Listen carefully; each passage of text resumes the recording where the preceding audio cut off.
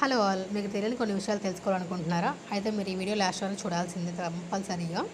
ఎందుకంటే మీకు రాజ్పూత్ ఫ్యామిలీస్లో ఎలా మ్యారేజెస్ జరుగుతాయి అనేది మీకు చెప్తాను కదా. సో అందులో భాగమే ఈ వీడియో అనమాట. మా మమ్మీ ఎర్లీ మార్నింగ్ లేసి పూజ చేసేసి పొంగల్ పెట్టేసింది. ఎందుకంటే మ్యారేజ్కి ఇంకా 2 డేస్ మాత్రమే ఉందన్నమాట టైము.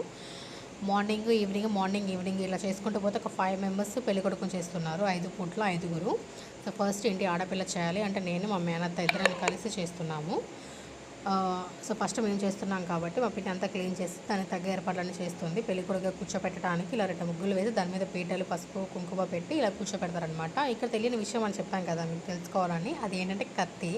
అవును, ఇంట్రెస్టింగ్ పార్ట్ ఏంటంటే కత్తి. ఈ కత్తికి క్లాత్కి పసుపు రాసి బాగా తడి వాటర్లో పసుపు పూసి కత్తి చుట్టూ నిమ్మకాయ పెడతారనమాట. ఇది ఎందుకు అంటే పెళ్ళికొడుకు ఎటువంటి దుష్ట పీడలు దరి చేరకుండా కాపాడుతుందని మా నమ్మకం. అదొక రిచువల్ అనమాట. రాజ్పుతులు కదా, సో యుద్ధానికి వెళ్ళినప్పుడు ఎప్పుడు కథ దగ్గర ఉంటుంది. యుద్ధాన్ని గెలిచి రాణిని తీసుకొచ్చుకుంటారు అనే కాన్సెప్ట్ కూడా దీనికి అప్లై అవుతుంది. ఇదే అనమాట దానికి సంబంధించింది. ఇలా కూర్చోబెట్టేసిన తర్వాత మీరు ప్రాసెస్ చూడండి ఎలా చేస్తారనేది. అండ్ తోట పెళ్లి కొడుకుగా ఎవరు ఉన్నారు ఏంటి అనేది మీకు నెక్స్ట్ వీడియో రివీల్ చేస్తాను. అంతే video. Bye. Do follow for more next series.